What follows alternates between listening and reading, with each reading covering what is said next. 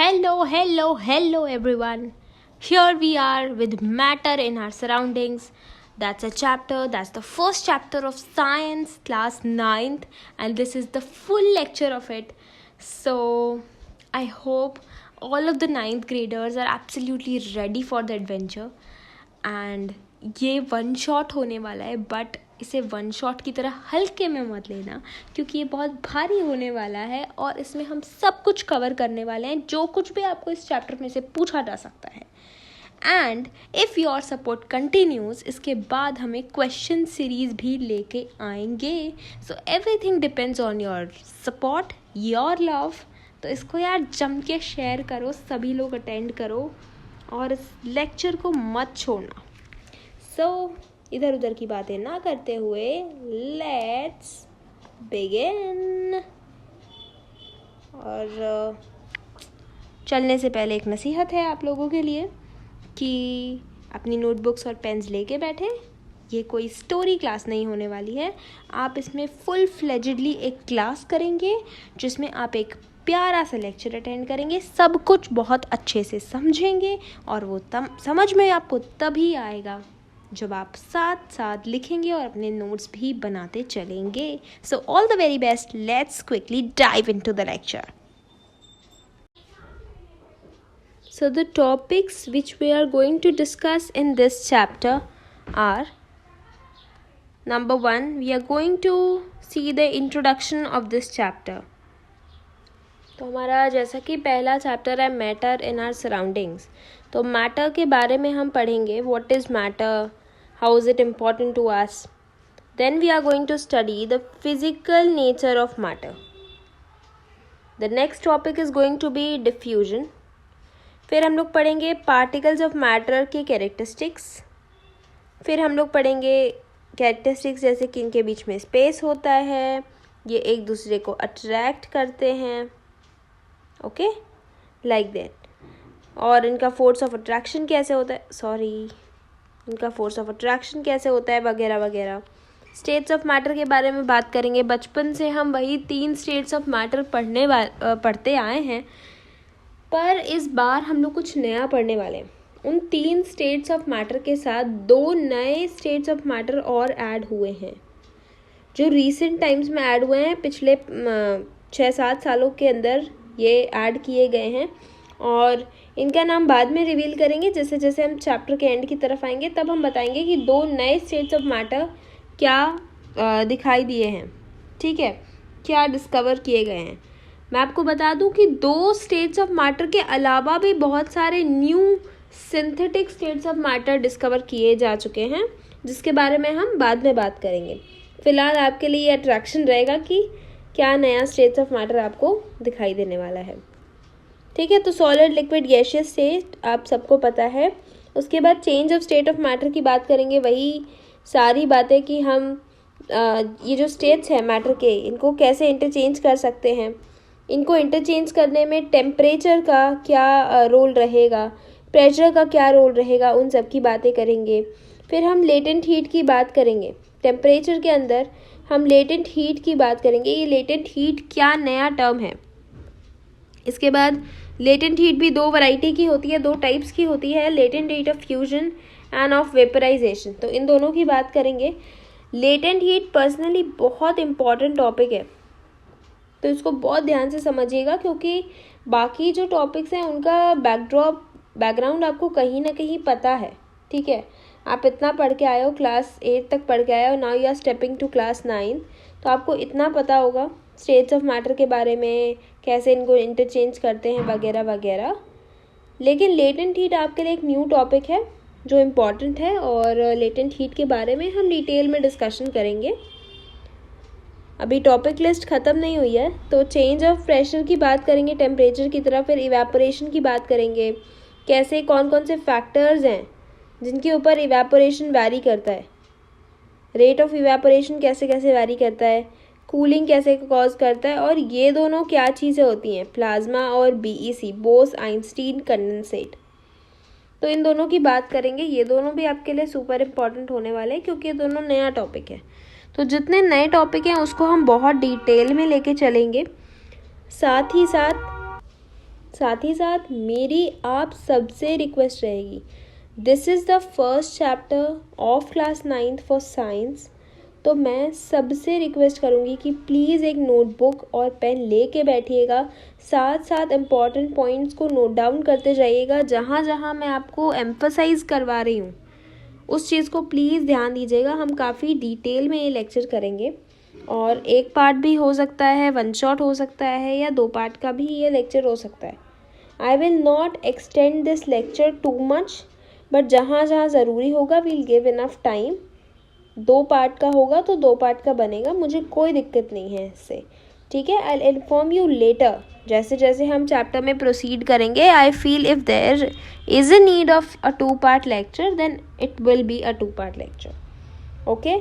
आपका काम क्या है, आप शुरू करने से पहले एक नोटबुक और पेन लेके बैठेंगे और लाइन बाय लाइन नोट्स बनाते चलेंगे। जो जो चीज़ें आपको इंपॉर्टेंट लगेंगी लिखते चलेंगे, जो चीज़ें मैं एम्फसाइज़ करूँगी वो भी आप लिखते चलेंगे, okay. Is that clear to everyone? जो भी इस चैनल पे न्यू है उसको समझ में आया कैसे पढ़ाई करनी है। बैठ के यहाँ पे स्टोरी टाइम नहीं चल रहा है, हम कहानी नहीं सुन रहे, ठीक है। आप नहीं सुन रहे, मैं नहीं सुना रही हूँ।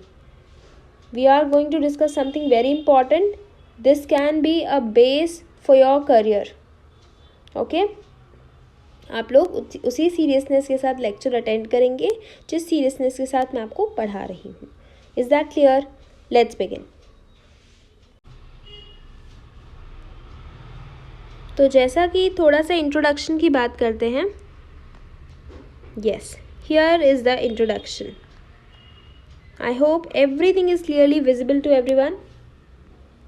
Yes, since early times, human beings have been trying to understand their nature. बहुत पुराने समय से, जब से इंसान इस धरती पर आए, तब से हम लोग अपने आसपास के इन्वायरमेंट को, अपने आसपास के नेचर को समझने का निरंतर प्रयास कर रहे हैं। लगातार हम इस कोशिश में हैं कि हम अपने आसपास के इन्वायरमेंट को समझें।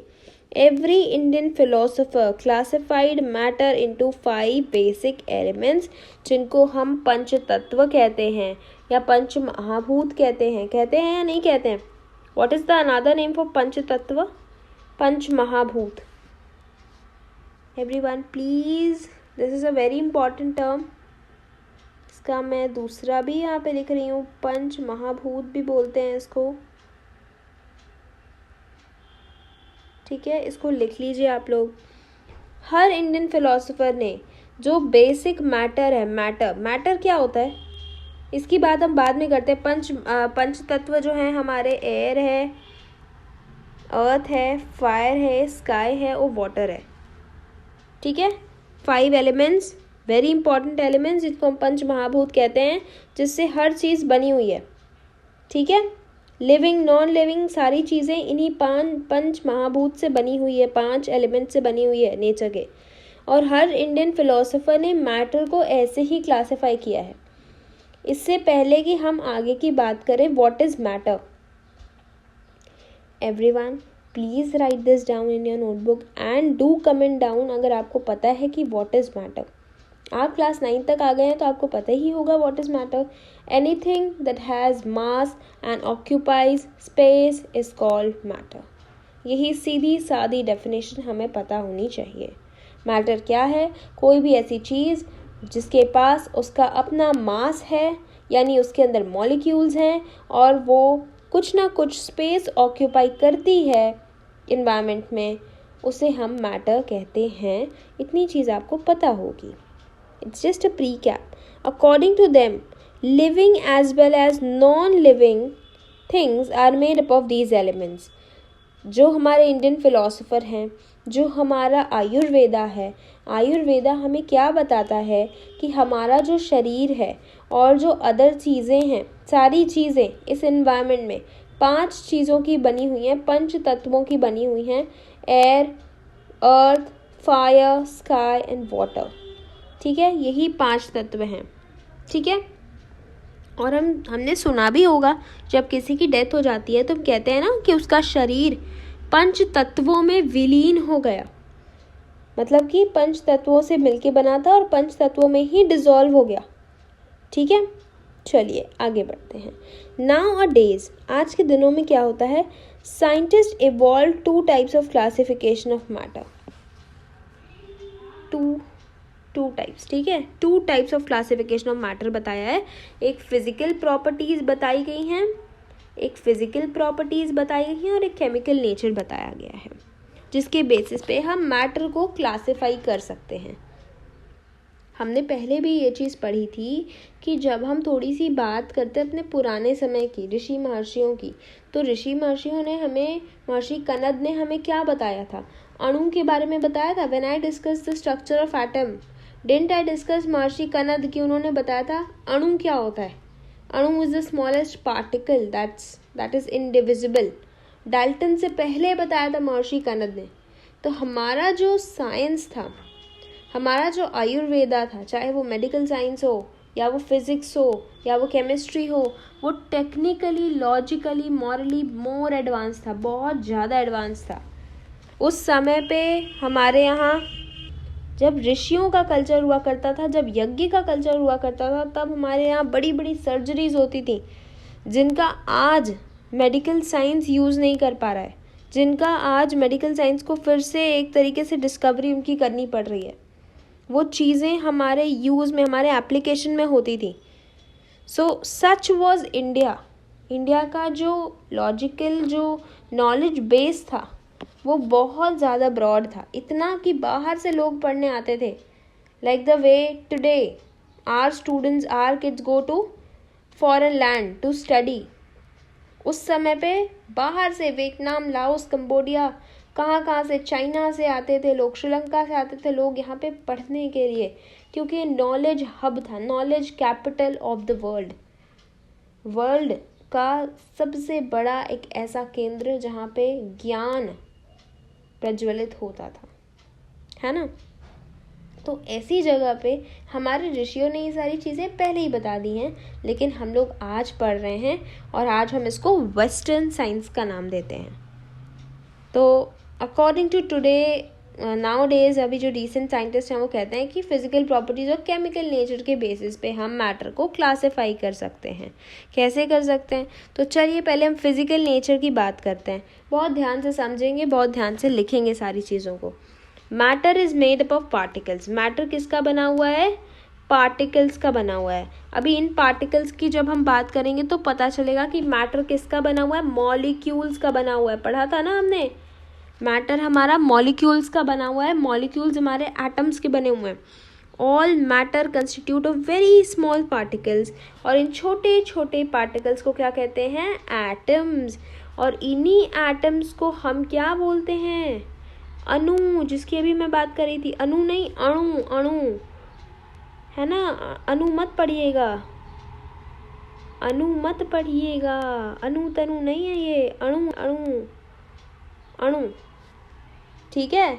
अणु, परमाणु जानते हैं ना आप, वैसे ही अणु। अभी मैंने कदम ऋषि की बात की थी, है ना, कन्नद ऋषि की बात की थी। तो ये जो कन्नद ऋषि थे, इन्होंने ही बताया था अणु के बारे में सबसे पहले। हमारे यहाँ पेटेंट कराने का कल्चर नहीं हुआ करता था। In India we did not have the culture of कि हमने कोई नॉलेज बनाया या हमने कोई फॉर्मुलेशन बनाई, मेडिकल फॉर्मुलेशन बनाई, उसको हम पेटेंट करा लेते थे। ऐसा कुछ नहीं था। उसको हमने लिख दिया, वेदों में लिख दिया, उपनिषदों में, रिटन फॉर्म में, पुराणों में, कहीं कहीं पे ऐड कर दिया, और उसके बाद हमने उसको एप्लीकेशन में हम उसको ले आए। पर उसको हमने दुनिया भर में जताया नहीं, बताया नहीं कि हाँ ये बना लिया हमने। हम लोग तो टेक्निकली मोर एडवांस थे, बहुत एडवांस थे, इतने एडवांस थे कि हम लोग टेलीपैथी तक कर लेते थे। अब हम लोग नहीं कर पाते थे, दैट्स अनदर केस, लेकिन हमारे पास टेक्निक थी इसकी, है ना। जन्मेजय महाराज, जन्मेजय हैं जो अभिमन्यु हैं महाभारत के, उनके जो पुत्र हैं परीक्षित, उनके जो पुत्र हैं राजा जन्मेजय, उनकी कोर्ट में जब महर्षि वैशंपायन आते हैं, है ना, तो वो कैसे आते हैं, टेलीपैथी के थ्रू आते हैं। एक तरीके से वो लोग टाइम ट्रैवल कर सकते हैं। Vaishampayan can travel along the time, है ना। तब ये सारी चीज़ें कि हम, इंडिया बहुत एडवांस था, पर आज भी हम लोग वही सब चीज़ें पढ़ रहे हैं, एटम, मॉलिक्यूल, पार्टिकल, मैटर, है ना। एनीवे, चलो हमने ये तो एटलीस्ट पढ़ना चाहिए, ताकि हम अपनी लॉस्ट नॉलेज को, हिडन फॉरगॉटन नॉलेज को हम लोग फिर से रीडिस्कवर कर सकें. एनीवेज, तो I was talking about atoms. Now let us talk about these particles of matter are too small. ये जो पार्टिकल्स हैं मैटर के, ये बहुत छोटे होते हैं, बहुत छोटे, और ये इनको हम नेकेड आई से नहीं देख सकते हैं या सिंपल माइक्रोस्कोप से भी नहीं देख सकते हैं. हमें इसके लिए क्या चाहिए होगा? इलेक्ट्रॉन माइक्रोस्कोप चाहिए होंगे, बहुत पावरफुल हाई डायमेंशन के माइक्रोस्कोप चाहिए होंगे. ये इतने आम नहीं है कि इनको हम किसी सिंपल माइक्रोस्कोप से देख पाएँ. ठीक है. दूसरी बात, ये particles of matter are continuously moving. बहुत बड़ी बात, बहुत बड़ी बात. ये क्या होते हैं? कंटिन्यूसली मूव करते रहते हैं, कंटिन्यूसली मूव करते रहते हैं, स्टैटिक नहीं होते हैं. दे आर नॉट स्टैटिक, एक जगह पे बंधे हुए नहीं होते हैं. ये हमेशा मूवेबल होते हैं, डायनेमिक होते हैं, डायनेमिक होते हैं, मूवेबल होते हैं, चलते रहते हैं. As they possess kinetic energy. पढ़ा है आपने? कौन सी एनर्जी होती है? मूवमेंट वाली एनर्जी. जो एनर्जी मूवमेंट से आती है ना, उस एनर्जी को बोलते हैं काइनेटिक एनर्जी. और वही एनर्जी इन पार्टिकल्स के पास भी होती है. इनका टेम्परेचर बढ़ा दोगे अगर, with the increase of temperature the kinetic energy of the particles also increases, so the particles will start moving faster. अब मैं आपको एक बात बताती हूँ. एक बात बताओ, आपने आइस फ्रीज़र से निकाली और बाहर रख दी. ठीक है, आपने आइस फ्रीज़र से निकाली, बाहर रख दी, तो वो क्या हो गया? वाटर हो गया. कैसे वाटर हो गया? फ्रीज़र में टेम्परेचर सपोज 10 डिग्री सेल्सियस था या 5 डिग्री सेल्सियस था, मान लीजिए 5 डिग्री था, बाहर आप लेके आए 20 डिग्री हो गया, तो टेम्परेचर बढ़ा. Is it not? 5 डिग्री से 20 डिग्री हो गया, टेम्परेचर बढ़ा ना. टेम्परेचर बढ़ा तो क्या हुआ? जो आइस के मॉलिक्यूल्स थे सॉलिड फॉर्म में टाइटली पैक्ड, उनको क्या मिल गई? Kinetic energy. और काइनेटिक एनर्जी मिलने के बाद इनकी मोशन, मूवमेंट शुरू हो गई, इधर उधर भागना दौड़ना शुरू हो गया. ये लोग अब बंद के नहीं बैठ सकते, ये लोग अब चुपचाप सीधे से नहीं बैठ सकते हैं. ये लोग वही शैतान बच्चे बन जाएंगे जिनको बैठना नहीं आता, जो इधर उधर सारे टाइम भागते रहते हैं. ठीक है. तो जब तक ये लोग फ्रीज़र में थे, ये मॉलिक्यूल्स वही शांत बच्चे थे, चुपचाप बैठे हुए, एक साथ बैठे हुए, जो वाइब्रेट तो कर रहे थे, जिनके अंदर वाइब्रेशन तो हो रही थी, लेकिन ये इतनी क्लोजली पैक्ड, इतने टाइटली पैक्ड थे कि ये हिल नहीं पा रहे थे. जैसे ही टेम्परेचर बढ़ा, काइनेटिक एनर्जी मिल गई, ये लोग भागने दौड़ने लगे. Is it clear guys? समझ में आया सबको कैसे हुआ ये? तो मैंने काइनेटिक एनर्जी का एग्जाम्पल दे दिया, आपको बता दिया कि ये कैसे होता है प्रैक्टिकली. आगे और बात करेंगे, जैसे जैसे हम change of state of matter की बात करेंगे कि चेंज कैसे होता है, उसके बारे में और बातें होंगी, बहुत सारी बातें होंगी. जैसे डिफ्यूजन. अब डिफ्यूजन क्या है? देखो, मैं बताती हूँ डिफ्यूजन के बारे में. अगर बात की जाए तो पहले मैं आपको एक एग्जाम्पल देती हूँ. जैसे आपने कोई परफ्यूम लगाया. ठीक है. अब आप रूम के एक कोने में खड़े होके आपने परफ्यूम लगाया. क्या उस परफ्यूम की स्मेल रूम के दूसरे कॉर्नर तक नहीं पहुंचेगी? क्या रूम के दूसरे कॉर्नर पर अगर कोई खड़ा है, स्ट्रॉन्ग परफ्यूम आपने लगाया, याद रखिएगा, तो वहाँ पे आपको क्या नहीं पता चलेगा कि किसी ने तो परफ्यूम लगाया है? या फिर आप कोई बहुत अच्छी सी स्वीट स्मेलिंग इंसेंस स्टिक ले आओ, अगरबत्ती ले आओ, उसी को रूम के एक कोने में जला दो, तो पूरा घर कैसे महकने लगता है? होता है ना. तो ये होता कैसे है? कुछ तो हुआ होगा जो उस कोने से चल के इस कोने तक आया होगा, तभी हमें पता चला होगा, खबर हुई होगी कि हाँ कुछ तो हुआ है, या तो परफ्यूम लगाया गया है या अगरबत्ती जलाई गई है ना, कोई स्वीट स्मेलिंग कैंडल जलाई गई है, ऐसा ही होता है. तो ब्राउनियन मोशन क्या होता है? The zigzag random path travelled by the particles of matter is called Brownian motion. सबका एग्जाम्पल मिलेगा, बस ध्यान से सुनते जाएंगे. डिफ्यूजन के बारे में. डिफ्यूजन मतलब होता है यहाँ से वहाँ पार्टिकल्स का ट्रैवल कर पाना. ठीक है. अब ब्राउनियन मोशन की इसी में बात करते हैं. तो ब्राउनियन, ये जो ब्राउन है, ब्राउन एक साइंटिस्ट हैं जिन्होंने डिस्कवर किया था ब्राउनियन मोशन. ठीक है. तो ये क्या होता है? ये जिगजैग मोशन है. ये देखो जिगजैग कैसे होता है?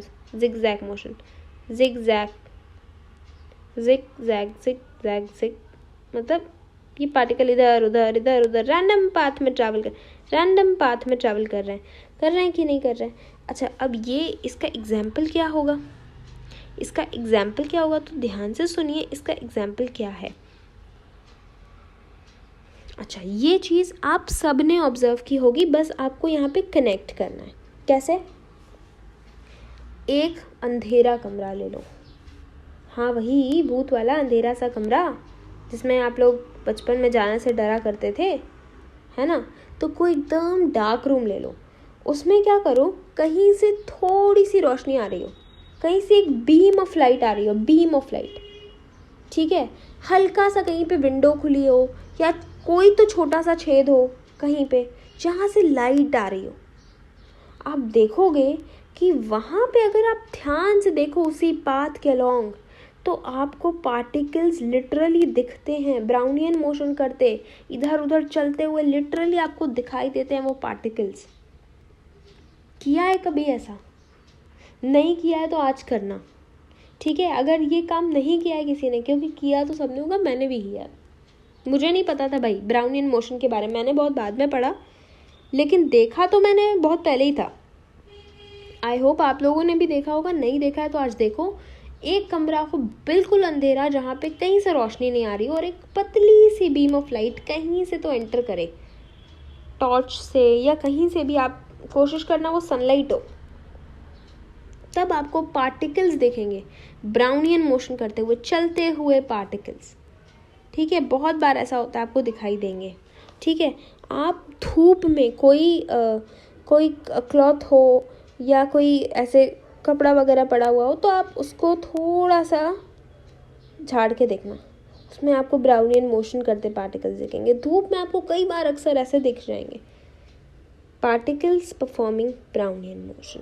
I will give other examples also. कोई ऐसे भी आप कर सकते हो कि if you put something like a bit of sodium और a bit of KMNO4, थोड़ा सा आपने डाल दिया पानी के अंदर, पर्पल हो गया पानी, तो उसमें अगर आप टॉर्च लगाओ, एक साइड से एक ग्लास ले लो, उसमें आप टॉर्च लगाओ, तो आपको ब्राउनियन मोशन करते फिर से पार्टिकल्स दिखेंगे, ठीक है। तो आप ऐसी चीज़ें कर सकते हो by which you can observe कि ब्राउनियन मोशन कैसे होता है, ठीक है। ये वाला करना, अंधेरे रूम वाला, ये वाला बहुत ज़्यादा अच्छा है ऑप्शन आपके लिए, बहुत अच्छा एग्जाम्पल है जहाँ पे आपको सीधे सीधे ब्राउनियन मोशन दिख जाएगा। अच्छा, डिफ्यूजन क्या होता है, सुनो। Intermixing of particles of two different types, दो अलग अलग टाइप्स के particles of matter on their own is called diffusion. On their own is called diffusion. दो डिफरेंट तरीके के पार्टिकल्स अगर आपस में इंटरमिक्स हो जाएं खुद से, तो उन्हें क्या कहेंगे, डिफ्यूजन। Is it clear? आपको परफ्यूम वाला एग्जाम्पल समझ में आया था कि नहीं समझ में आया था, जहाँ परफ्यूम के पार्टिकल्स एयर से मिक्स हो जा रहे थे, है ना। वैसे ही इंसेंस एक वो अगरबत्ती का एग्जाम्पल था, जहाँ उसके पार्टिकल्स फिर से एयर से मिक्स हो जा रहे थे, है ना। ये हुआ डिफ्यूजन। और डिफ्यूजन कैसे बढ़ जाता है? डिफ्यूजन तब बढ़ जाता है, फिर से वही, जब हम इन्वायरमेंट का या पार्टिकल किसी का, तो हम टेम्परेचर बढ़ा दें, अगर हम उसमें हीटिंग कर दें, तो हमारा डिफ्यूजिंग सब्सटेंस और फास्ट डिफ्यूज़ होता है, ठीक है। डिफ्यूजन एक नेचुरल प्रोसेस है, सॉलिड में भी होता है, लिक्विड में भी होता है, गैस में भी होता है, ओके। किस में होता है? सॉलिड, लिक्विड और गैस में, तीनों में डिफ्यूजन होता है। गलती कोई नहीं करेगा, ये क्वेश्चन पूछा जाता है आपसे। बहुत सारे बच्चे कहेंगे सिर्फ गैस में होता है, नहीं, लिक्विड के पार्टिकल्स भी तो मूविंग होते हैं, सॉलिड में भी डिफ्यूजन होता है, लेकिन सॉलिड के डिफ्यूजन जो होती है वो बहुत स्लो होती है। सॉलिड का डिफ्यूजन रेट बहुत कम होता है। सबसे ज़्यादा डिफ्यूजन अच्छा किस में होता है? गैस में होता है। इतना कॉमन सेंस हम लोग लगा सकते हैं कि नहीं लगा सकते हैं? बताइए, समझ में आ रहा है सब कुछ? दिमाग हम लोग पूरा अगर इसके अंदर लगाएंगे, थोड़ा सा प्रेजेंस ऑफ माइंड लगाएंगे, हमें बहुत जल्दी समझ में आएगा, क्योंकि ये टॉपिक डिफ़िकल्ट नहीं है। ये टॉपिक बिल्कुल टफ भी नहीं है, ठीक है, समझ में आ जाना चाहिए. Is it okay? Is it fine now? चलिए, characteristics of particles of matter. तो पार्टिकल्स ऑफ मैटर की बात करते हैं कि इनकी क्या क्या कैरेक्टरिस्टिक्स हैं, इनका क्या क्या हम फीचर्स के बारे में हम बात कर सकते हैं. तो particles of matter have space between them. जो हमारा मैटर का जो पार्टिकल्स होते हैं उनके बीच में क्या होती है? स्पेस होती है, ठीक है, स्पेस होती है. ये हम कैसे बता सकते हैं? तो आपने ये सुना है, इसके बारे में पढ़ा है, इंटर मॉलिक्यूलर स्पेस. ये इसी स्पेस की बात कर रहे हैं, ये इसी स्पेस की बात कर रहे हैं. Gases can be compressed. आइए आगे थोड़ा सा पढ़ें. Gases can be compressed a lot. हम गैसेस को बहुत अच्छे से बहुत ज़्यादा कंप्रेस कर सकते हैं. उसका रीज़न क्या है? उसका रीज़न यही है कि इनके पास बहुत अच्छी खासी स्पेस होती है बीच में. आपने ये बनाया होगा ना बचपन में, ये मॉलिक्यूलर डायग्राम फॉर गैसेस बनाया है सबने. आई hope you all remember it. ठीक है, इतना पता होगा सबको. तो इनके बीच में अच्छी खासी स्पेस होती है. अब इसके बारे में हम नहीं डिस्कस करेंगे. When sugar is dissolved in water, जब शुगर चीनी को पानी में डिज़ोल्व कर दिया जाता है तो चीनी गायब हो जाती है, डिज़ोल्व हो जाती है, डिसअपियर हो जाती है. उसका कारण क्या है? उसका कारण ये है कि पानी के मॉलिक्यूल्स के बीच में, लिक्विड के मॉलिक्यूल्स के बीच में भी अच्छी खासी स्पेस होती है. जो चीनी के मॉलिक्यूल्स होते हैं, शुगर के मॉलिक्यूल्स होते हैं, the molecules get embedded in the space between the molecules of water. Water के मॉलिक्यूल्स के बीच में वे अपनी जगह बना लेते हैं चीनी के मॉलिक्यूल, और देखते ही देखते चीनी उसमें डिज़ोल्व हो जाती है, घुल जाती है. Is it clear now? Additionally you will notice, और आप एक अच्छी चीज़ नोटिस कर सकते हैं कि जब चीनी को आप पानी में मिलाते हैं तो पानी का लेवल कभी राइज नहीं होता. ये एक अच्छा क्वेश्चन हो सकता है. Additionally you will notice that there is no rise of water level that takes place when 1 or 2 teaspoon of sugar is added in a glass of water. पानी में जब चीनी को आप मिलाएंगे तो पानी का लेवल जो ग्लास में पहले था वो ही बाद में भी रहेगा. What is the reason? कि चीनी के मॉलिक्यूल्स अपनी स्पेस बना लेते हैं पानी के मॉलिक्यूल्स के बीच में ही. उनको कोई एक्स्ट्रा स्पेस नहीं चाहिए होती है. इसी वजह से वो जो है पानी का लेवल नहीं बढ़ता और चीनी डिज़ोल्व हो जाती है. अब किसी खुराफाती बच्चे के दिमाग में ये आइडिया आ सकता है कि ठीक है, हम इतनी चीनी मिलाएंगे कि चीनी के मॉलिक्यूल्स के लिए इनफ स्पेस ना रहे.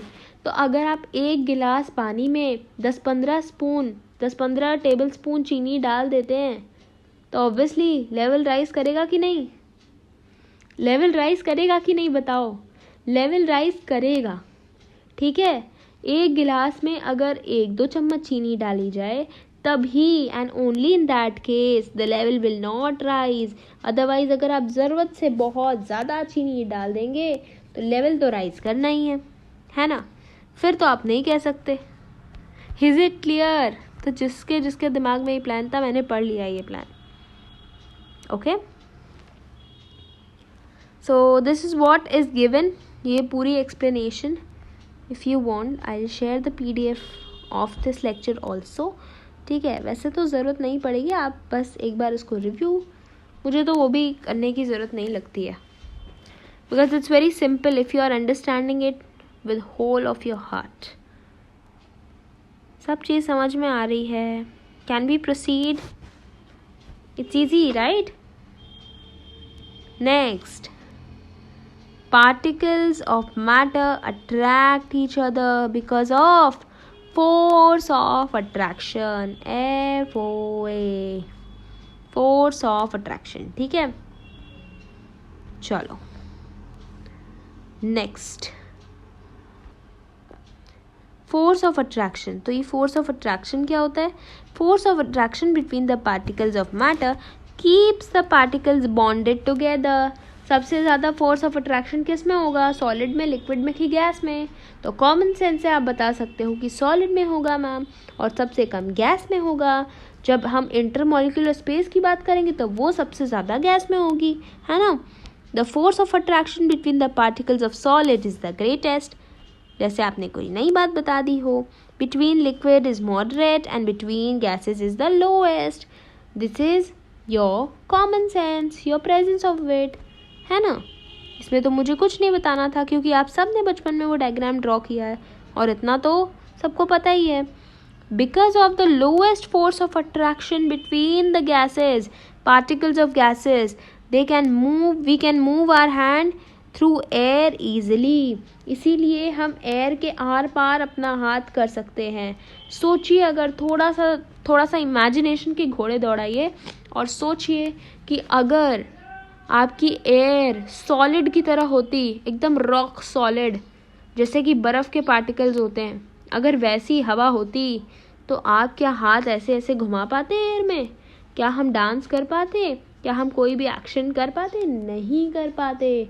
इसीलिए गैस में बहुत ज़्यादा स्पेस होती है, बहुत कम फोर्स ऑफ अट्रैक्शन होता है, बॉन्डिंग बहुत कम होती है, इसलिए हम लोग आराम से एयर में हाथ चला सकते हैं।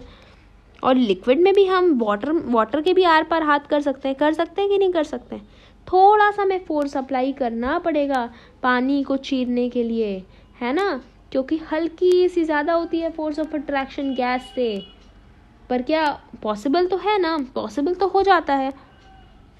लेकिन अगर वुड हो, वही समझ लीजिए कोई लकड़ी हो, तो क्या उसमें हम लोग आर पार कर सकते हैं अपना हाथ? बताइए, can we pass our hand through it? We cannot move our hand through it. Is it clear? You know the reason now. Reasons can be asked.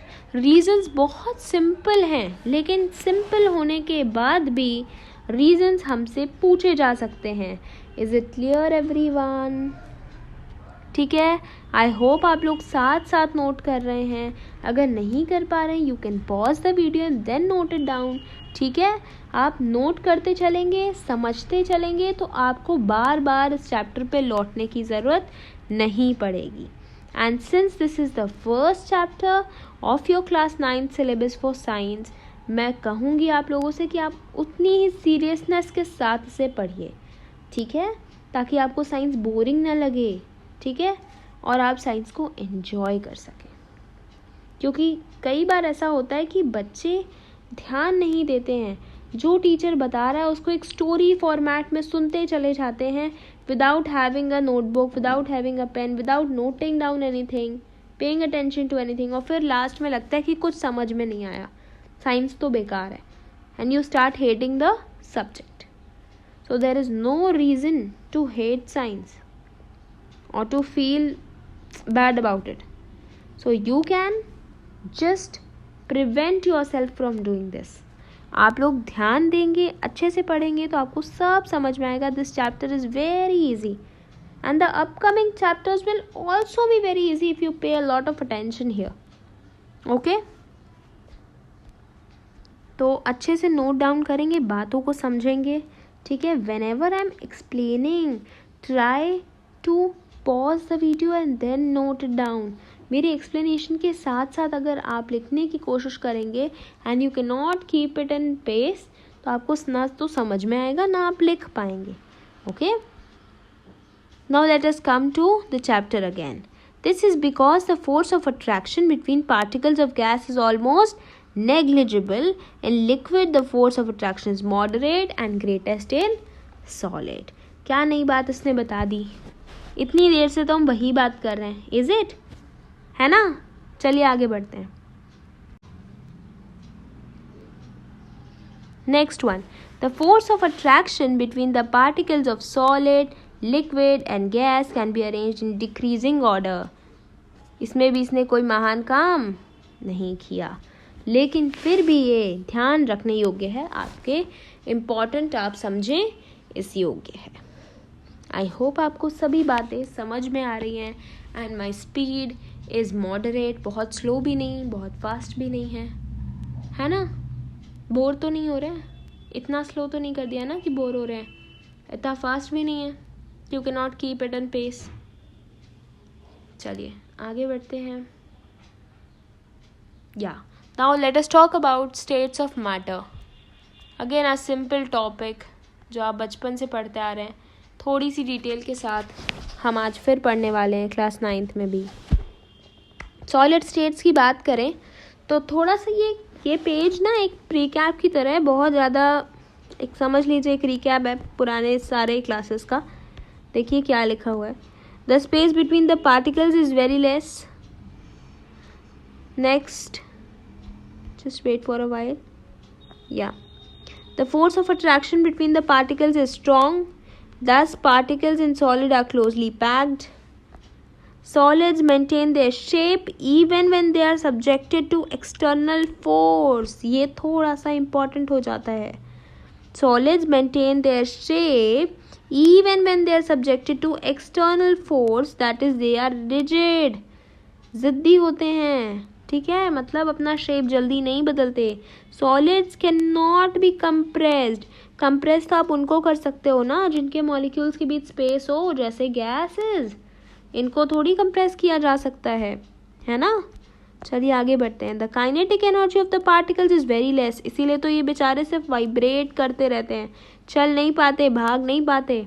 Solids have an orderly arrangement of the particles, therefore have a fixed shape and a fixed volume. Is that clear everyone? Fixed shape and fixed volume. If you want to write it down, please do write it down. ठीक है, आप जितना लिखोगे, समझ के लिखोगे, उतना ज़्यादा सीखोगे, समझोगे. बैठे रहने से, सुनते रहने से आपको नहीं समझ में आएगा. लिक्विड स्टेट की बात करते हैं. लिक्विड स्टेट में सॉलिड की कंपैरिजन में ज़्यादा स्पेस होगी, स्लाइटली मोर, है ना, but still very less as compare to gases. Particles of solid can slip and slide over each other. इसीलिए पानी अगर यहाँ पे गिर जाए, पानी गिरा दिया है अगर आपने, तो पानी क्या करता है, फ्लो करता रहता है. It keeps on flowing. इसीलिए लिक्विड्स और गैसेज को हम एक नाम और देते हैं. क्या नाम देते हैं, फ्लूइड्स, क्योंकि ये फ्लो कर सकते हैं. प्लीज़ इसको लिख लीजिए, क्योंकि ये फ्लो कर सकते हैं लिक्विड और गैसेस, इसीलिए हम इनको एक नाम देते हैं fluids. Liquid can slip and slide over each other. I hope it is crystal clear to you. Next one. Force of attraction between the particles is strong enough to hold the particles together, but not strong to hold the particles in a fixed position. थोड़े strong तो होते हैं कि ये together रह सकें, but इतने strong नहीं होते, इतने strong नहीं होते कि इन्हें एक fixed position पे रखा जा सके. Next one. Liquids do not have a fixed shape, but have a fixed volume.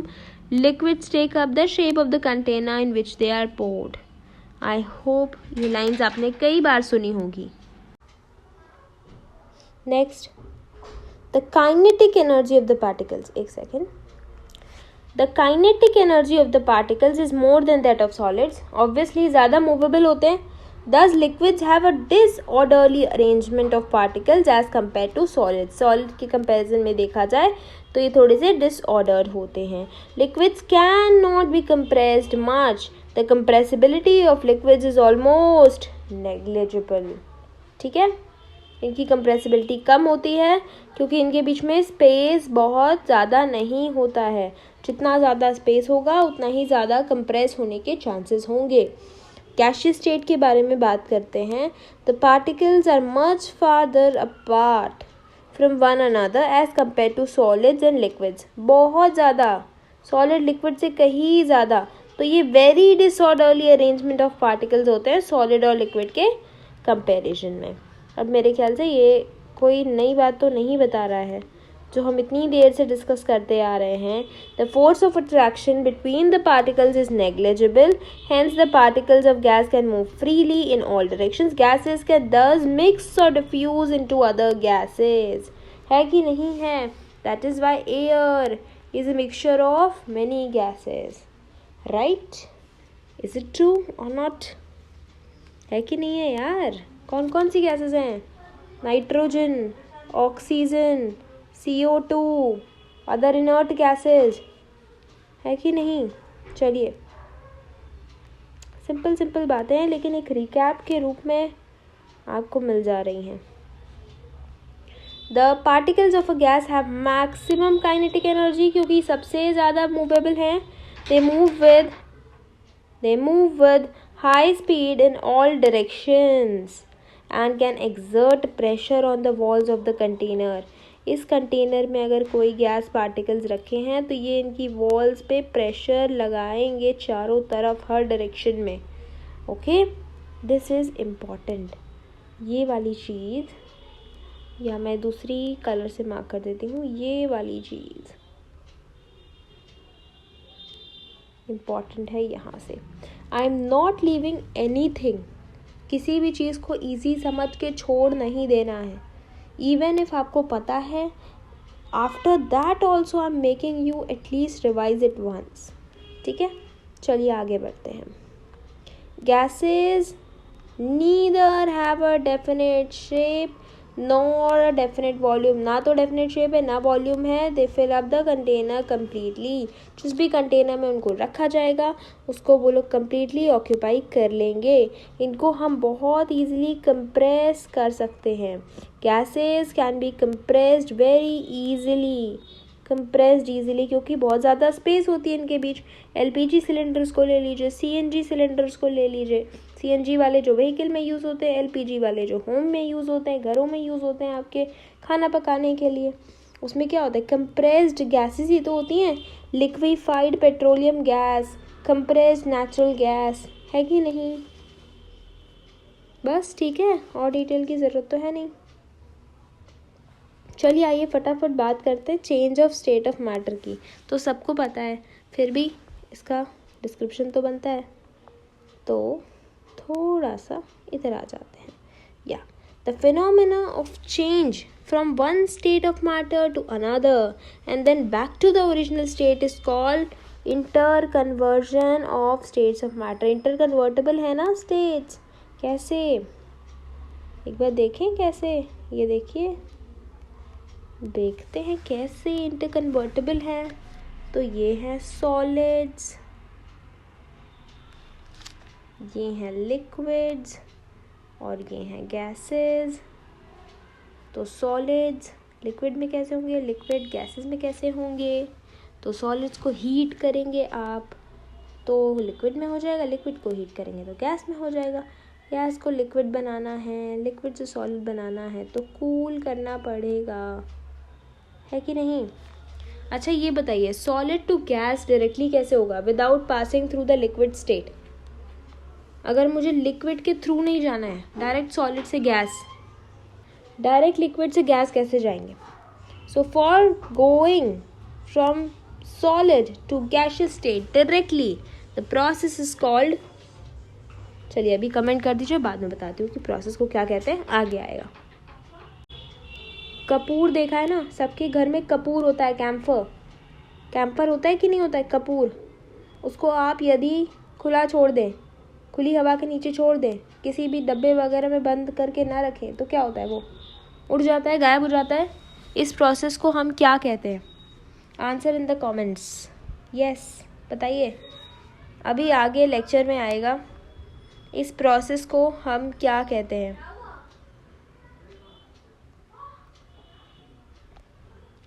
Matter can change its state. Water can exist in 3 states of matter: solid as ice, liquid as water, gas as water vapor.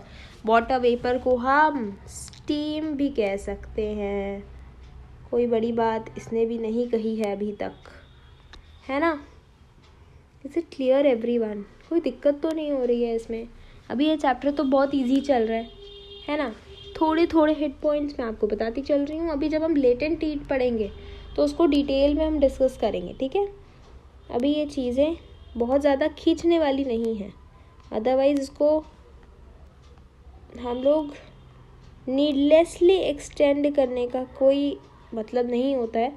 Needlessly हमारा lecture बड़ा होता चला जाएगा और हम यहाँ पे उन चीज़ों पे एम्फेसाइज करेंगे जो चीज़ें ज़रूरी हैं एग्ज़ाम पॉइंट ऑफ व्यू से, जो चीज़ें आपके लिए नहीं जानना ज़रूरी है, ना कि वो चीज़ें जो आप ऑलरेडी जानते हैं उसको हम लिटरली हम रिपीट करते चलें, इसका कोई पॉइंट नहीं है, ठीक है। तो on increasing the temperature of solids, the kinetic energy of particles increases, which overcomes the force of attraction between the particles, thereby solid melts and converted into liquid. तो आप एकदम स्टार्टिंग याद करिए लेक्चर की, तब मैंने बताया था कि चाहे वो सॉलिड हो, मेरी बात ध्यान से सुनेंगे सभी, चाहे वो सॉलिड हो, चाहे वो लिक्विड हो या वो गैस हो, उन सब के मॉलिक्यूल्स के पास काइनेटिक एनर्जी होती है। सॉलिड के मॉलिक्यूल्स के पास बहुत कम काइनेटिक एनर्जी है, उसके मॉलिक्यूल सिर्फ अपनी ही जगह पे, अपने ही स्थान पे वाइब्रेट करते रहते हैं, वो मूव नहीं कर सकते क्योंकि वो काफ़ी टाइटली पैक्ड हैं, उनके बीच intermolecular force of attraction बहुत ज़्यादा और स्पेस बहुत कम है, इसलिए उनकी काइनेटिक एनर्जी बहुत कम होती है। बट जब उसे हम हीट करते हैं तो उन मॉलिक्यूल्स की काइनेटिक एनर्जी बढ़ जाती है और वो inter molecular forces of attraction को तोड़ देती है। उसे तोड़ते हुए काइनेटिक एनर्जी के साथ मॉलिक्यूल्स आज़ाद हो जाते हैं, और जब मॉलिक्यूल्स आज़ाद हो जाते हैं तो स्टेट सॉलिड से लिक्विड में चेंज हो जाता है। समझ में आई सबको स्टोरी? और इसी तरह जब हम लिक्विड को और हीट करते हैं तो मॉलिक्यूल्स और आज़ाद हो जाते हैं, लिक्विड के भी फोर्स ऑफ अट्रैक्शन को तोड़ देते हैं और पार्टिकल्स फुली फ्री होकर गैसियस स्टेट में आ जाते हैं। Is it clear everyone? समझ में आया? ये पूरी चीज़ मैंने बता दी, कैसे हीट मिलती है, काइनेटिक एनर्जी बढ़ती है, फोर्स ऑफ अट्रैक्शन ख़त्म हो जाता है, टूट जाता है और इस बैरियर को तोड़ते हुए वो फ्री हो जाते हैं। ठीक है, आगे बढ़े। The temperature at which a solid, ये देखिए बहुत इंपॉर्टेंट बात इसने कही है, कहते कहते बहुत इंपॉर्टेंट बात कह दी। The temperature at which a solid melts to become a liquid at the atmospheric pressure, उसको हम कहते हैं मेल्टिंग पॉइंट। तो एटमॉस्फेरिक प्रेशर पे अगर कोई सॉलिड लिक्विड में चेंज होता है बिना प्रेशर बदले 1 atm एटमॉस्फेरिक प्रेशर के ऊपर, तो उसे हम मेल्टिंग पॉइंट कहते हैं। उस टेम्परेचर को, जिस टेम्परेचर पे कोई सॉलिड लिक्विड में चेंज होता है without changing the pressure, keeping the pressure 1 atm eight atmospheric pressure, उस टेम्परेचर को हम बोलते हैं मेल्टिंग पॉइंट। और आइस का मेल्टिंग पॉइंट क्या है? 273.16 केल्विन। इसको हम थोड़ा प्रिसाइजली 273 केल्विन भी कह सकते हैं। ध्यान देंगे, it is not degree kelvin, it is just kelvin. I hope you are familiar with the kelvin scale of temperature. Okay, if not I will tell you. The process of melting that is change of solid state from liquid state को हम क्या कहते हैं? Fusion. क्या कहते हैं? बहुत important, highlight करेंगे सब लोग, लिख लीजिए अपने नोटबुक्स में। फ्यूजन कहते हैं, फ्यूजन। ओके, मेल्टिंग का दूसरा नाम क्या है? फ्यूजन। अब जिन बच्चों के लिए जिन्हें टेम्परेचर स्केल्स के बारे में नहीं पता, let us repeat it once and for all, इसके बाद रिपीटेशन नहीं होगी। तो एक बार थोड़ा सा आगे चलते हैं यहाँ पे, और आई गेस यहाँ पे इन्होंने कन्वर्जन दे रखा है। ओके, एनीवेज हम वहीं पे चलते हैं और वहीं पे हम समझाते हैं कि ये सारा कन्वर्जन कैसे होता है। तो हमारे पास 3 टेम्परेचर के स्केल्स होते हैं, degree Celsius, degree Fahrenheit and kelvin. Degree kelvin नहीं, सिर्फ केल्विन। ठीक है, इसमें फ्रीजिंग पॉइंट होता है 0 डिग्री सेल्सियस, इसमें होता है 32 डिग्री फ़ारेनहाइट, और इसमें क्या होता है 273.16 केल्विन। Is it clear? इसमें बॉइलिंग पॉइंट देखिए 100 degree Celsius, 212 degree Celsius, sorry Fahrenheit, और 373.16 केल्विन। इसको अपने दिमाग में डाल लीजिए एकदम अच्छे से, एकदम अच्छे से डाल लिया सबने। याद रहेगी ये चीज़ काम आने वाली है, ये चीज़ काम आने वाली है। If you don't know please write this down. हम लोग बार बार साइंस में केल्विन स्केल का यूज़ करेंगे। टेम्परेचर के लिए डिग्री फ़ारेनहाइट, डिग्री सेल्सियस का यूज़ कम हो जाएगा। Okay done. अब मैं कन्वर्जन बताऊंगी। तो अब एक बार कन्वर्जन के फॉर्मूले देख लेते हैं। अगर हमें कन्वर्ट करना है degree Fahrenheit to degree Celsius, या कुछ भी, डिग्री सेल्सियस को डिग्री फ़ारेनहाइट में करना है, मान लीजिए उल्टा करना है, degree Celsius two degree Fahrenheit. कैसे करेंगे? तो इसके लिए एक सिंपल सा फॉर्मूला है हमारे पास। Degree Fahrenheit is equal to degree Celsius into 9/5 plus 32, और यहाँ हमारा डिग्री फ़ारेनहाइट में कन्वर्जन हो जाएगा। इतना सिंपल सा फॉर्मूला है for inter conversion of degree Celsius two degree Fahrenheit. अब दोनों हैं तो आप किसी को किसी में भी कन्वर्ट कर लो, ठीक है। बहुत ही सिंपल, बहुत सिंपल। वैसे ही देख लो, मान लो डिग्री सेल्सियस को आपको केल्विन में करना है, तो आप क्या करोगे? कुछ नहीं करना है।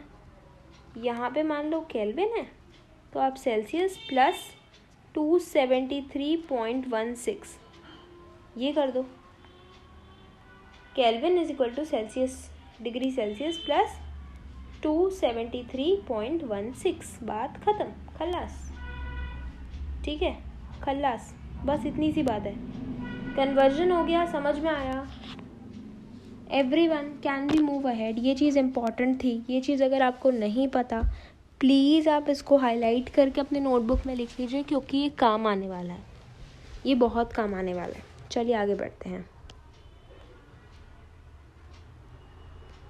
Next is latent heat, most awaited topic, जो हमें बहुत ज़्यादा, जिसका हमें था इंतज़ार, है ना, जिसके लिए दिल था बेकरार, वो घड़ी आ गई। तो लेटेंट हीट इस चैप्टर का बहुत इम्पॉर्टेंट टॉपिक, उसकी बात करते हैं। लेटेंट हीट क्या होता है? लेटेंट का मतलब होता है छिपी हुई, हिडन, जो चीज़ छिपी हुई रहती है ना। अब देखना, मैं बताती हूँ कि क्या मतलब है इसका। जैसे अगर मान लो मुझे बर्फ़ को गलाना है, बर्फ़ को पिघलाना है, ठीक है, तो मुझे बर्फ़ को, आइस को उसके मेल्टिंग पॉइंट तक ले जाना होगा, और उसके मेल्टिंग पॉइंट तक ले जाने के लिए, कि बर्फ़ जो है वो पानी बन जाए, उस पॉइंट तक ले जाने के लिए मुझे उसे क्या करना होगा? मुझे उसे हीट देना होगा, मुझे उसे गर्म करना होगा, नहीं करना होगा? अच्छा, तो मान लीजिए कि एक आइस है, ठीक है, आइस 0 डिग्री सेल्सियस पे है, तो हमें इसे ले जाना होगा, हमें इसको बनाना होगा पानी 0 डिग्री सेल्सियस पे। अच्छा, मेरी एक बात बताओ, क्या जो बर्फ़ है उसको हमें हीट देनी पड़ेगी पानी बनाने के लिए? ऐसे समझो कि इस आइस को, जो कि 0 डिग्री सेल्सियस पे एक आइस थी, उसको मुझे पानी बनाना है 0 डिग्री सेल्सियस पे। उसका मुझे स्टेट चेंज कराना है, क्योंकि आइस भी, अच्छा चलो मान लो आइस -10 पे थी, चलो ये मान लो, हमने बहुत एकदम डीप फ्रीजर्स निकाली, -10 पे थी आइस, पहले मैं उसको 0 डिग्री तक ले गई, तभी भी ये बर्फ़ ही थी, है ना। यहाँ तो टेम्परेचर चेंज हुआ, मैंने उसको हीट दी तो उसका टेम्परेचर बढ़ा, है ना। लेकिन जब मैं इसको पानी बनाऊंगी 0 डिग्री सेल्सियस पर, तो भी तो स्टेट चेंज हुआ ना। आप ये सोचो, तभी भी तो ये आइस थी, -10 से 0 तक आ गई। अब 0 के बाद ना ये गलना शुरू होगी, पिघलना शुरू होगी, है ना, मेल्ट करना शुरू होगी 0 के बाद। लेकिन अब मैं इसे पानी चाहती हूँ बनाना, तो ये अभी भी तो मैं हीट दे रही हूँ। अब ये हीट कहाँ जा रही है? अब ये हीट टेम्परेचर बढ़ाती हुई तो नहीं दिख रही है। मैं हीट तो दे रही हूँ, पर वो हीट गई कहाँ? देखो ना, टेम्परेचर तो नहीं बढ़ रहा है। पानी का जो ठंडा पानी होता है, जो एकदम बर्फ़ को उससे गला के पानी बनता है, उसका टेम्परेचर भी तो 0 डिग्री होता है। तो हम जो इतनी देर से हीट दे रहे हैं बर्फ़ को गलाने के लिए, बर्फ़ तो गली लेकिन उसका टेम्परेचर नहीं बढ़ा। तो सवाल यह है कि हीट गई कहाँ? अरे हीट छिप गई, ये हीट बन गई लेटेंट हीट, ये हीट हिडन हो गई। अच्छा, हिडन होके इसने क्या किया? हिडन होके इसने बर्फ़ के आइस के मॉलिक्यूल्स के बीच के बॉन्ड तोड़े, बॉन्ड्स ब्रेक किए ताकि मॉलिक्यूल्स थोड़े फ्री हो जाएं। और जैसे ही मॉलिक्यूल फ्री हो जाए काइनेटिक एनर्जी बढ़ेगी और वैसे ही बर्फ़ पानी बन जाएगा। Does that make sense to you? समझ में आया? मैंने बर्फ़ को 0 डिग्री सेल्सियस पे रखा, मैंने उसको हीट दी, वो बन गया पानी, पर उसका टेम्परेचर नहीं बढ़ा। तो हीट कहाँ गई? अगर हीट टेम्परेचर की राइज में हमें दिखी नहीं, तो हीट कहाँ गई? हीट गई उस बर्फ़ के बीच के जो मॉलिक्यूल्स हैं उसके बॉन्ड्स को तोड़ने के लिए, उसकी काइनेटिक एनर्जी बढ़ाने के लिए बॉन्ड तोड़ेंगे तब तो वो पानी बनेगा। येस और नो एवरीवन? आई होप ये समझ में आया। देखो, ये हीट छिप गई, इसलिए इसका नाम क्या है? Latent heat. और ये हीट, ये जो छिपी हुई हीट है, चलो मुझे बताओ जल्दी, फटाफट इधर ध्यान दो। ये पढ़ेंगे बाद में हम, ये आर्टिकल जो दिया है, ठीक है, ये बाद में पढ़ेंगे, पहले अभी मेरी बात सुनो। जब ये हीट बर्फ़ को पानी बनाने के काम आई, बर्फ़ को मेल्ट करने के काम आई, तो इसे हम क्या कह सकते हैं? Latent heat of fusion. Fusion मतलब होता है मेल्टिंग। तो इस वाली हीट को, जो छिपी हुई हीट यूज़ हो गई बर्फ़ को पानी बनाने के लिए बिना उसका टेम्परेचर बढ़ाए, वो हीट हो गई हमारी लेटेंट हीट, छिपी हुई heat of fusion. Is it? इसने फ्यूजन कराया ना। अच्छा, वैसे ही एक और हीट होती है, लेटेंट हीट ऑफ वेपराइजेशन। अब आप थोड़ा सा दिमाग लगाओ कि क्या होगी लेटेंट हीट ऑफ वेपराइजेशन? वही छिपी हुई हीट। इस बार पानी ले लो, 10 डिग्री का पानी ले लो, मान लो पानी ले लिया। उसको हमने हीट किया, उसका टेम्परेचर बढ़ाया 100 डिग्री तक।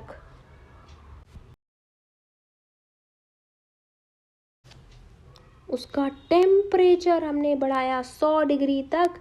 अभी भी ये पानी ही है, और टेम्परेचर बढ़ाते हैं, अब ये बन गई 100 डिग्री पर स्टीम, क्योंकि 100 डिग्री पे पानी उबलने लगता है बिड़ू। येस और नो एवरीवन? थोड़ा सा मैं मूड में आ गई थी, तो बताइए, 100 डिग्री पे पानी बॉईल होने लगता है। अब फिर सोचिए, जो हीट दी टेम्परेचर तो बढ़ा नहीं, तो फिर हुआ क्या? स्टेट का चेंज हुआ कि नहीं? और इसी स्टेट को चेंज करने में हीट लगी, जो हीट बॉन्ड्स को तोड़ने में दिखाई नहीं दी, टेम्परेचर की राइज में दिखाई नहीं दी, छिप गई। वो लेटेंट हीट ऑफ वेपराइजेशन। अब एक छोटी सी बात मुझे और करनी है, वो छोटी सी बात मैं अभी थोड़ी देर में करती हूँ, पहले इनकी भी बात सुन लें जो ये लिखे हैं, ठीक है? The hidden heat which breaks the force of attraction between the molecules is known as latent heat. Since the heat energy is hidden in the bulk of matter, it is called latent heat. Is it clear everyone? 2 to 3 times explanation have been done. Yes or no? Here it is. Latent heat of fusion देख लीजिए। अच्छा, एक बात मुझे जो कहनी थी, एक ये भी बात है कि ये जो डेफिनेशन है ना लेटेंट हीट ऑफ फ्यूजन की, heat energy required to convert 1 kilogram of solid, ये बहुत इंपॉर्टेंट है, into liquid at atmospheric pressure at its melting point is known as latent heat of fusion. Definition exact ऐसी होनी चाहिए, exactly उसमें heat energy होनी चाहिए, ये वाला टर्म होना चाहिए 1 किलोग्राम, सॉलिड इनटू लिक्विड होना चाहिए, एटमॉस्फेरिक प्रेशर होना चाहिए, मेल्टिंग पॉइंट होना चाहिए, सब कुछ एग्जैक्ट ऐसा होना चाहिए, एग्जैक्ट। ठीक है कि नहीं ठीक है बताइए? हो जाएगा ऐसे एग्जैक्ट लिखना है एग्जाम में, एक भी पॉइंट छूटा तो मार्क्स कटेंगे। ओके अभी थोड़ा सा एक लॉजिकल क्वेश्चन होगा लेकिन वो बाद में होगा, पहले सुन लीजिए। The temperature at which the liquid starts boiling eight the atmospheric pressure is called boiling point. जिस पे बॉइलिंग शुरू हो जाए, बताया था ना मैंने 100 पे बॉइलिंग शुरू हो जाती है तो ये क्या हो गया? Boiling point. पढ़ते हैं ना बॉइलिंग पॉइंट। बॉइलिंग कैसी फिनोमेना है? Bulk phenomena. Bulk particles from the bulk of the liquid gain energy to change gaseous state. For example boiling of water आपको पता है, राइट? बॉइलिंग किस पे डिपेंड करती है? बल्क पे डिपेंड करती है। आप कितना भी पानी ले लो तो वो पूरा पानी बॉयल करेगा ना, सरफेस वाला भी बॉयल करेगा, नीचे वाला भी बॉयल करेगा कि नहीं करेगा? सिर्फ सरफेस वाले बॉयल करेंगे क्या? ऐसा है क्या? बाकी पानी ठंडा रहेगा? ऐसा है? बिल्कुल नहीं। जबकि इवेपोरेशन सरफेस फिनोमेना है, आगे बात करेंगे। Is it clear everyone? Bulk phenomena क्यों बोला गया? वैसे ही लेटेंट हीट ऑफ वेपराइजेशन दिया हुआ है, सिमिलर। यहाँ भी डेफिनेशन आप एग्जैक्ट लिखेंगे, एग्जैक्ट ऐसी की ऐसी। Heat energy required to convert 1 kilogram of liquid into gas at atmospheric pressure at the boiling point is known as latent heat of vaporization। बहुत अच्छे, इसको ऐसे के ऐसे याद करेंगे, अभी के अभी याद करेंगे। The process in which a gas on cooling turns into liquid at specific temperature, उसको क्या कहते हैं? कंडेंसेशन या लिक्विफैक्शन। कंडेंसेशन या लिक्विफैक्शन। भूलेंगे तो नहीं, इस वाले पॉइंट को भूलेंगे तो नहीं ना। कंडेंसेशन याद है कि नहीं? इवेपोरेशन, कंडेंसेशन बचपन से पढ़ते आ रहे हैं। लिक्विफैक्शन भी याद होना चाहिए। फॉर्मेशन ऑफ क्लाउड्स किसकी वजह से होती है? कंडेंसेशन ऑफ वाटर की वजह से होती है। वाटर साइकिल पढ़ रखी है कि नहीं पढ़ रखी है? कोई ऐसा बच्चा जो पिछली क्लासेस को बिना पास किए आया हो, जिसने वाटर साइकिल नहीं पढ़ी हो? क्लास 3rd में, 4th में, 5th में, 3rd, 4th, 5th में पढ़ी है कि नहीं पढ़ी है वाटर साइकिल? पास होके आए ना सब बच्चे। चलो नेक्स्ट कुछ बातें कर लेते हैं लेटेंट हीट के बारे में। 100 डिग्री पे आपके लिए क्वेश्चन है, ठीक है? ध्यान देना। एक 100 डिग्री पे वाटर है और एक है 100 डिग्री पे स्टीम, ठीक? अगर इससे बर्न्स हो तो सीवियर बर्न्स किससे होंगे? खतरनाक बर्न्स किससे होंगे? ज़्यादा जलेगा कौन? 100 डिग्री पे वाटर या 100 डिग्री पे स्टीम? बताइए, जल्दी बताइए। 100 डिग्री पे वाटर या 100 डिग्री पे स्टीम, कौन ज़्यादा खतरनाक तरीके से जला सकता है? Which will cause severe Burns? More severe Burns. दोनों ही से सीवियर होंगे। मोर सीवियर किससे होंगे? बताइए जल्दी से फटाफट। Yes, come on everyone in the comment section. देखिए, तो मोर सीवियर बर्न्स किससे होने चाहिए? पानी से नहीं होंगे, स्टीम से होंगे। स्टीम में वो एक्स्ट्रा एनर्जी है, एक्स्ट्रा, क्योंकि पानी की तो जो एनर्जी थी वो तो बॉन्ड तोड़ने में लग गई। पानी की तो जो एनर्जी थी वो बॉन्ड तोड़ने में लग गई, है ना? स्टीम की एनर्जी कहाँ लगी है? स्टीम को अब थोड़ी कोई बॉन्ड तोड़ने हैं। स्टीम की कोई एनर्जी छिपी नहीं है, सारी एनर्जी बाहर है, सबके सामने है। तो उससे ज़्यादा खतरनाक बर्न्स होंगे, ठीक है? ये बहुत बहुत इम्पॉर्टेंट क्वेश्चन जो अक्सर एग्जाम में पूछा जाता है, तो आप इसे अपनी नोटबुक में अच्छे से नोट कर लेंगे। ओके, चलिए फटाफट से आगे बढ़ते हैं। ये रही the change of state of a substance directly from solid to gas. अभी पूछा था मैंने, सॉलिड से गैस डायरेक्टली जाना without changing into the liquid, मतलब लिक्विड के बीच में हम स्किप कर देंगे। सब्लिमेशन कहते हैं उसे, सब्लिमेशन। कैम्फर, कपूर के साथ क्या होता है? यही होता है, आप अगर उसकी डिब्बी खुली छोड़ दें तो वो उड़ जाता है। It vaporizes in the air which means it सब्लाइम्स।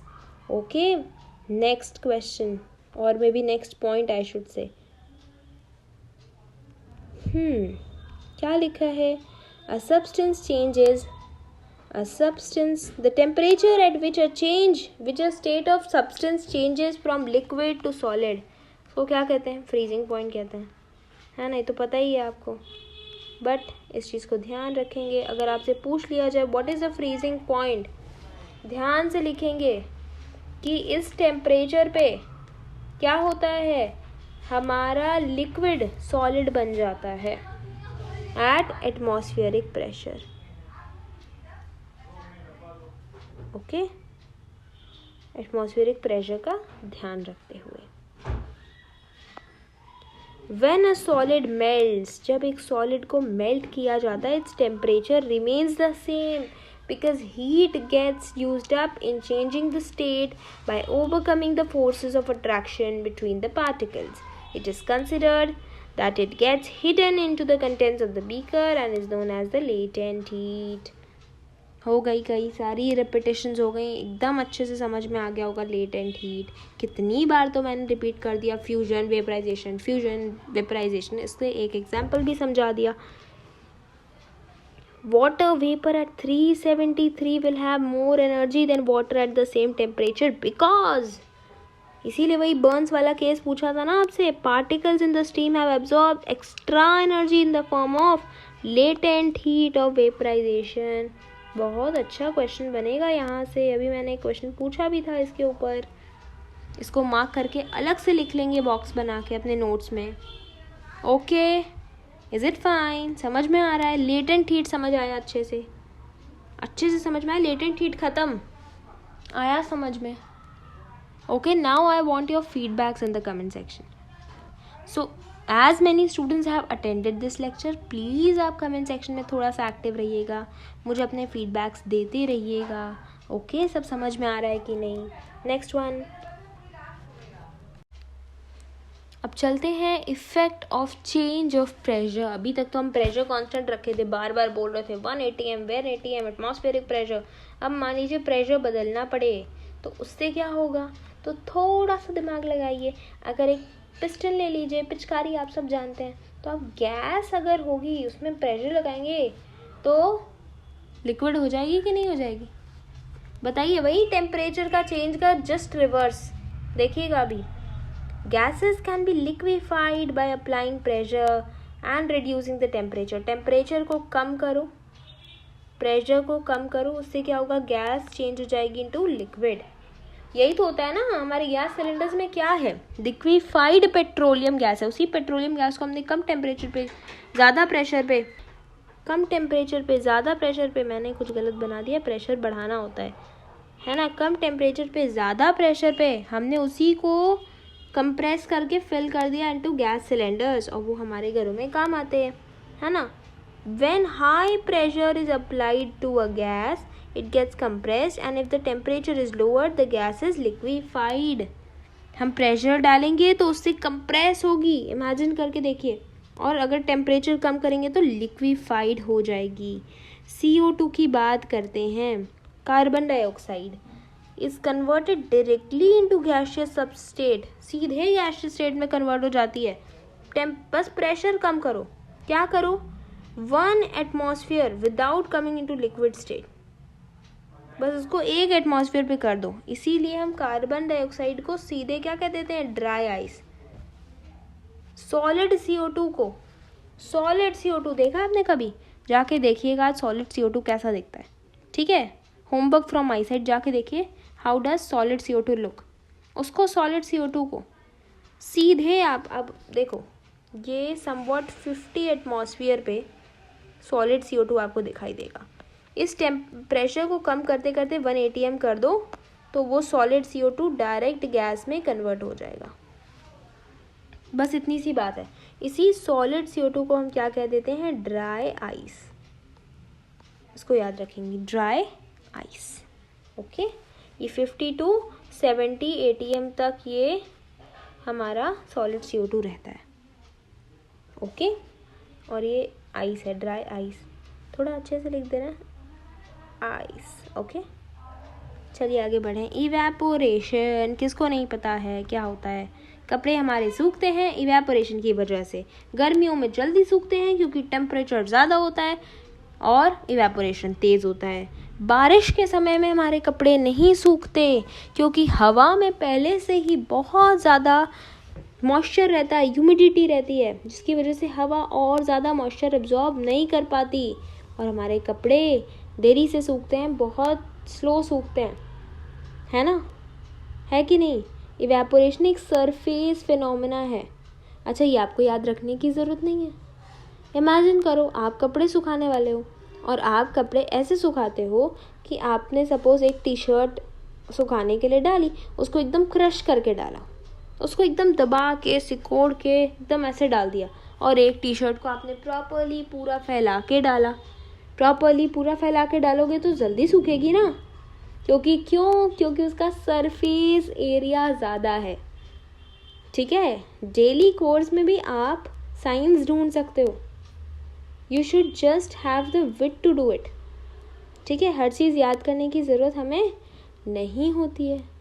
कपड़े सुखाओ, मम्मी की हेल्प करो, सब पता चल जाएगा, है ना। The process of conversion of a substance from liquid state to gaseous state at any temperature below its boiling point. Evaporation के लिए क्या हमें कपड़े उबालने पड़ते हैं क्या? Below होता है ना boiling point के ये सब। इसको evaporation या vaporization भी कहते हैं। सरफेस फिनोमेना है। देखो बड़ा बड़ा लिख रखा है इन्होंने। लिख रखा है कि नहीं लिख रखा है, ये तो हमें पहले से पता है। Factors affecting the rate of evaporation, देख लेना, अभी सारी बातें मैंने खुद ही कर दी हैं। ये सारी जनरल बातें, बहुत जनरल चैप्टर है ये। देखो क्या क्या बातें हैं, क्या क्या बातें कहना है। The rate of evaporation increases on increasing the surface area. भी बताया कि नहीं बताया मैंने। जितना ज़्यादा टेम्परेचर बढ़ेगा, गर्मी बढ़ेगी, कपड़े जल्दी सूखेंगे। जितना ज़्यादा फैला के कपड़े को सुखाने के लिए डालेंगे वो और जल्दी सूखेंगे। क्रश करके डालेंगे तो, दबा के सिकोड़ के डालेंगे तो क्या होगा, धीरे धीरे सूखेंगे। डिक्रीज इन ह्यूमिडिटी, बताया कि नहीं बताया अभी। जितना ज़्यादा ह्यूमिडिटी उतना कम इवेपोरेशन, जितनी कम ह्यूमिडिटी उतना ज़्यादा। ड्राई वेदर में कपड़े जल्दी सूखेंगे। विंड स्पीड बढ़ेगी तो जल्दी कपड़े सूखेंगे। Increases the rate of evaporation, wind speed कम होगी तो हमारे कपड़े देरी से सूखेंगे। इवेपोरेशन कूलिंग भी कॉज करती है, इसीलिए जब स्वेटिंग होती है हमें गर्मी में तो हमें क्या होती है, कूलिंग का एहसास होता है। इसलिए हम कॉटन के क्लोथ पहनते हैं। कॉटन के क्लोथ पहनते हैं कि नहीं पहनते हैं, लाइट कलर के क्लोथ पहनते हैं। उससे स्वेटिंग जो पर्सपिरेशन होती है हमारी वो अब्जॉर्ब हो पाती है कि नहीं। The particles of liquid absorb energy from the surrounding to regain the energy lost during evaporation. ये लिक्विड के पार्टिकल्स अपनी एनर्जी छोड़ते नहीं हैं। इवेपोरेशन में इनकी जो एनर्जी खो गई है वो सराउंडिंग से लेना चाहते हैं, और जैसे वो सराउंडिंग से एनर्जी लेते हैं सराउंडिंग्स कोल्ड हो जाती हैं। गर्मी को सराउंडिंग्स एब्जॉर्ब करते हैं। कौन, लिक्विड के वही पार्टिकल्स जिनकी एनर्जी इवेपोरेशन ने ले ली थी। और जब वो सराउंडिंग्स अपनी एनर्जी को वापस लेते हैं सराउंडिंग्स कूल हो जाती हैं। Lately scientist are talking about 5 states of matter. लीजिए, इन्होंने 5 स्टेट्स की मैटर की बात कर दी। अभी तो हमने 3 ही पढ़े थे, अब 5 पढ़ने पड़ेंगे। चलो पढ़ेंगे। 5 phases of matter. These are solids, liquids, gases. नया क्या है, plasmas and the BEC, Bose-Einstein condensate. ये 2 हमारे नए स्टेट्स ऑफ मैटर हैं जो कि फिर भी नए हैं। वैसे तो पुराने हो चुके हैं, 10-15 साल पुराने हो चुके हैं, बट अभी भी नए हैं। है ना। बट अब आ रहे हैं हम चैप्टर के एंड की तरफ, जहाँ पे हमने सिर्फ प्लाज्मा और बीईसी को थोड़ा थोड़ा पढ़ना है। थोड़ा थोड़ा आपको हम प्लाज्मा और बीईसी के दर्शन भी कराएंगे, ठीक है। चलिए आइए, चैप्टर एंड होने वाला है, अच्छे से पढ़ते हैं। तो यस, अब मोस्ट अवेटेड, ये वाला भी मोस्ट अवेटेड था हमारा, plasma. It consists of the state consists of super energetic and super excited particles. These particles are in the form of ionized gases.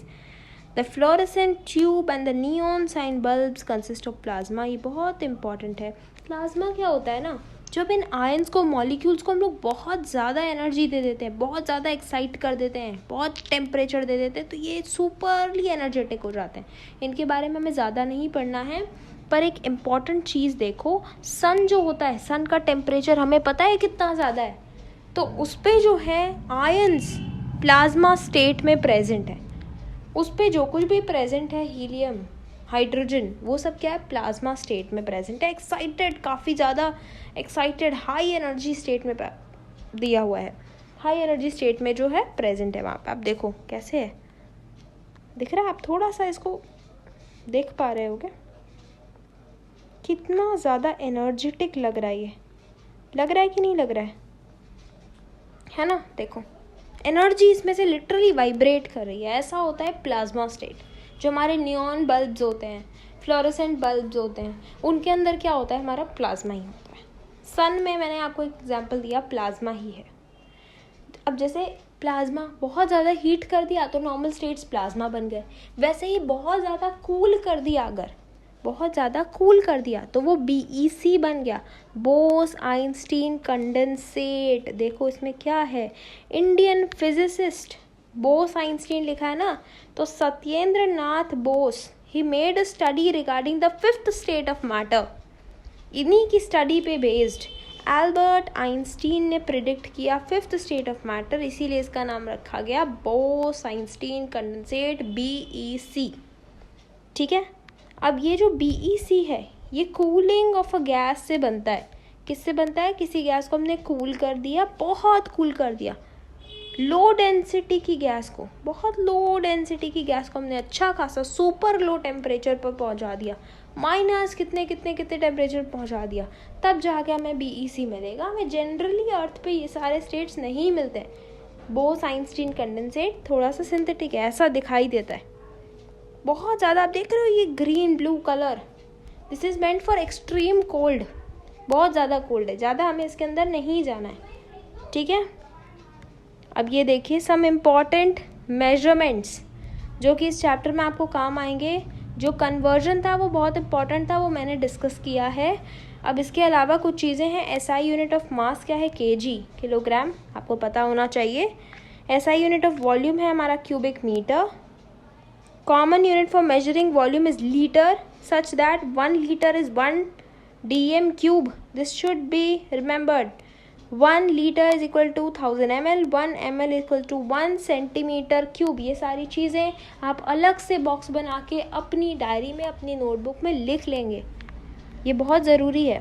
Kelvin is the SI unit of temperature. SI unit of temperature आपसे पूछा जाएगा, कोई भी Celsius Fahrenheit नहीं लिखेगा, kelvin लिखेंगे। Kelvin 273 kelvin, no degree kelvin. Kelvin के साथ कभी भी डिग्री नहीं लगता। देखिए कहीं लगा है डिग्री, दिख रहा है आपको डिग्री? कहीं भी डिग्री नहीं है। Degree Celsius, degree Fahrenheit, but no degree kelvin. यह सब कुछ थोड़ा सा इन्होंने बात की है, ये छोड़िए, कन्वर्जन की बात मैं ऑलरेडी कर चुकी हूँ। Atmosphere, ATM, is the unit of measurement of pressure by a gas. The unit of pressure is Pascal. 1 atmosphere is equal to 101,325 Pascal. इसीलिए इसको 100 पास्कल के नियर अबाउट कर देते हैं। Pressure of air in atmosphere is called atmospheric pressure. The atmospheric pressure at sea level is, sea level पर atmosphere का pressure हम pressure consider करते हैं, एटमॉस्फेरिक प्रेशर 1 एटमॉस्फेयर, और इसी को हम नॉर्मल एटमॉस्फेरिक प्रेशर मानते हैं। सी लेवल के नीचे एटमॉस्फेरिक प्रेशर बढ़ जाता है और ऊपर प्रेशर कम हो जाता है। सी लेवल पे नॉर्मल एटमॉस्फेरिक प्रेशर 1 atm माना जाता है। And thus we come to the end of this lecture. Thank you so much for watching and giving me your precious time.